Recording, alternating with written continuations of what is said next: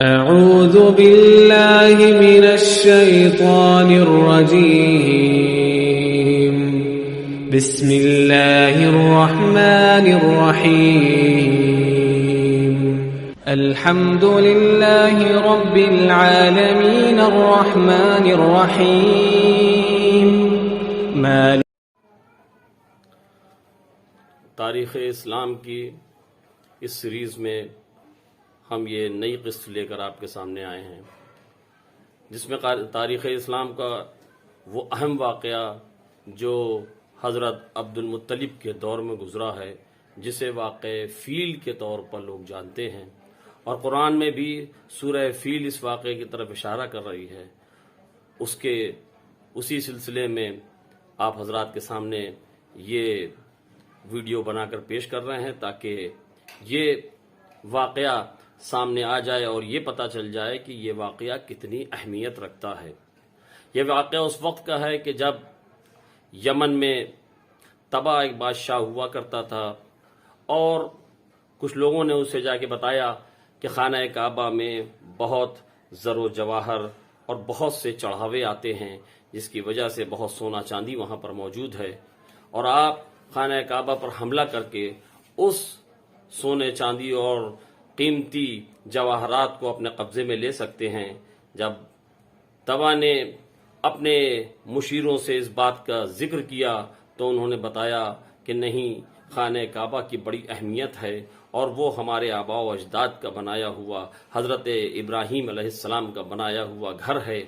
جس پر ہم کسی طریقے سے بھی حملہ نہیں کر سکتے۔ اس کی بات یہ سمجھ میں آ جاتی ہے، اور وہ اتنا اعتقاد اس کے دل میں پیدا ہو جاتا ہے کہ جن لوگوں نے اسے یہ بتایا تھا، اس کی تجویز دی تھی کہ خانہ کعبہ پر حملہ کیا جائے، ان کو سزا دیتا ہے، اور صرف سزا ہی نہیں دیتا بلکہ وہ تیار ہو کر خانہ کعبہ کی طرف روانہ ہوتا ہے اور خانہ کعبہ کا حج کرتا ہے، خانہ کعبہ کا طواف کرتا ہے، اور بہت سارے چڑھاوے خانہ کعبہ پر چڑھاتا ہے۔ اس کے بعد یہ دور چلتا رہا، ایک بادشاہ کے بعد دوسرا، دوسرے کے بعد تیسرا، کئی بادشاہ گزرے، اور یہاں تک کہ پھر وہ حکومت جو تھی وہ ختم ہو جاتی ہے، اور ایک نیا بادشاہ آتا ہے جس کا نام ابو نواس ہے۔ ابو نواس آتا ہے،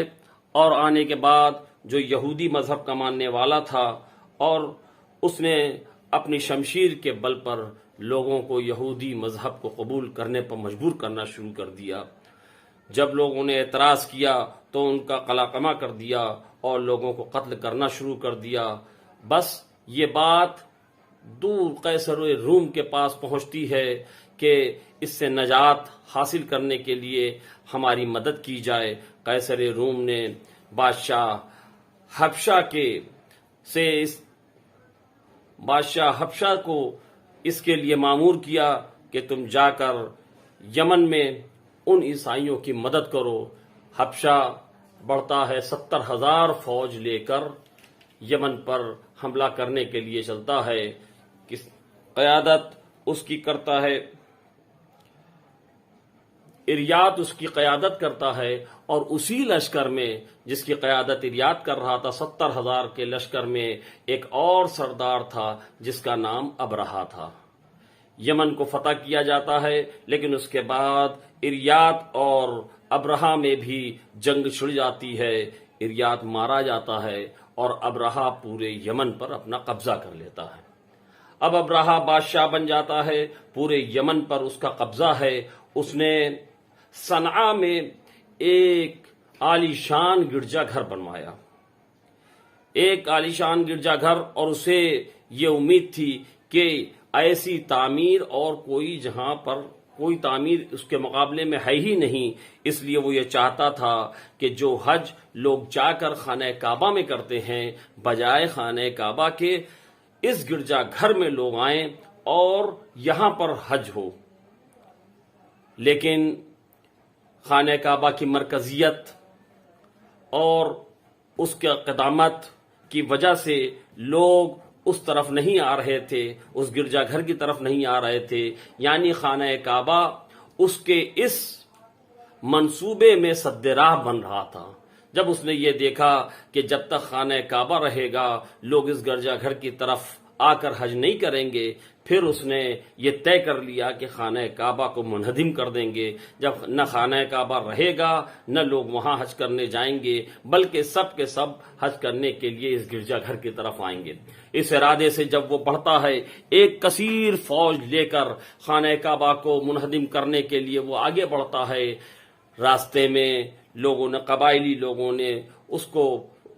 اسے بار بار روکنے کی کوشش کی، لیکن جو بھی قبائلی سامنے آتا تھا شکست کھا کے اسے ہٹنا پڑتا تھا، یہاں تک کہ ابرہہ خانہ کعبہ کے قریب پہنچ جاتا ہے اور خانہ کعبہ کے باہر، مکے میں پہنچنے کے بعد خانہ کعبہ کے باہر اس نے اپنا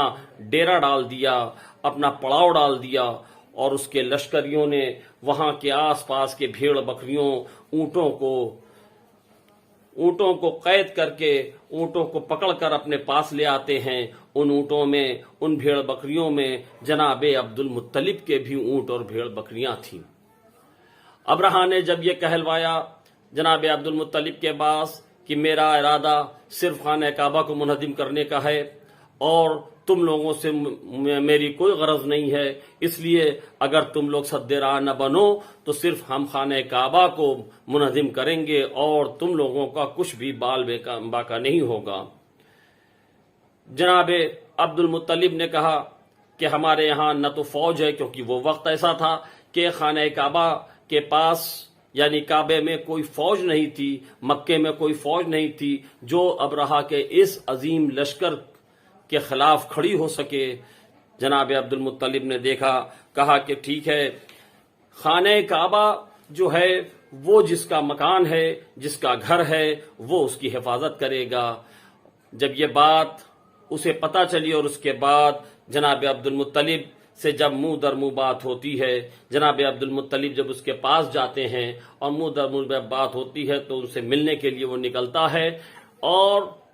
جناب عبد المطلب سے آنے کا سبب پوچھتا ہے۔ جناب عبد المطلب نے کہا کہ تمہارے سپاہیوں نے ہمارے اونٹ اور بھیڑ بکریاں پکڑ رکھی ہیں، ہم یہ خواہش کرتے ہیں کہ تم اسے چھوڑ دو، کیونکہ وہ بس اس پر وہ ہنستا ہے اور کہنے لگتا ہے کہ ان چند بھیڑ بکریوں اور اونٹوں کو چھڑانے کے لیے تم آ گئے اور تمہیں یہ پتا ہے کہ ہمارا ارادہ خانہ کعبہ کو منہدم کرنے کا ہے، اس کے لیے تم نے کوئی بات نہیں کی۔ بس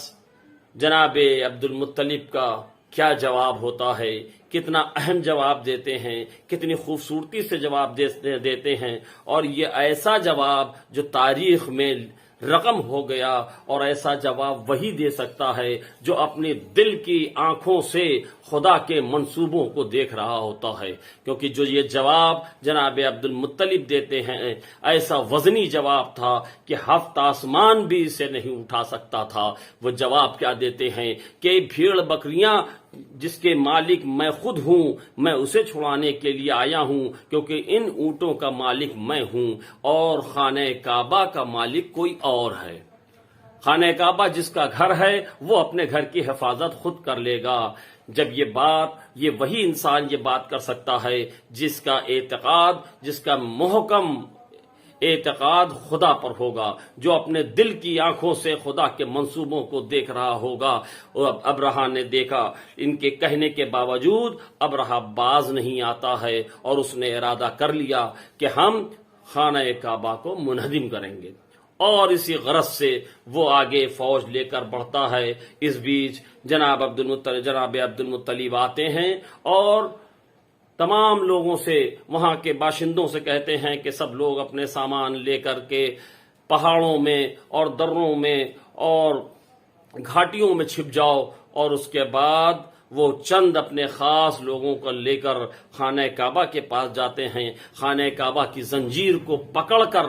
دعائیں کرنا شروع کر دیتے ہیں اور گڑ گڑا کر دعا کرتے ہیں، اے میرے معبود، یہ خانہ کعبہ تیرا گھر ہے، سب اپنے گھر کی حفاظت کرتے ہیں، تو بھی اپنے گھر کی حفاظت کر۔ اور آخری بار خانہ کعبہ میں پہنچ کر پھر وہاں سے وہ آگے بڑھتے ہیں اور ان پہاڑیوں پر جا کر اس بات کا انتظار کر رہے ہیں کہ جو ہم نے دعا کی ہے وہ کس شکل میں پوری ہوگی۔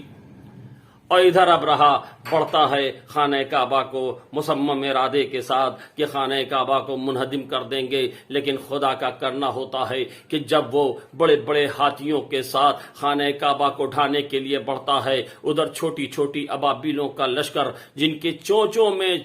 چھوٹی چھوٹی کنکریاں ہیں، انہوں نے اپنی کنکریوں سے ابابیلوں نے اس کے لشکر پر اس طریقے سے مارنا شروع کیا کہ وہ لشکر تباہ و برباد ہو گیا، اور ایسا تباہ و برباد ہوا کہ جیسے چبائے ہوئے بھوسے کی طرح وہ لشکر برباد ہو گیا، اور جس کی عکاسی قرآن نے سورہ فیل کے طور پر کی ہے۔ اور اس طریقے سے خانہ کعبہ بچ جاتا ہے، جناب عبد المطلب لوٹ کر آتے ہیں اور خانہ کعبہ اپنی عظمتوں کے ساتھ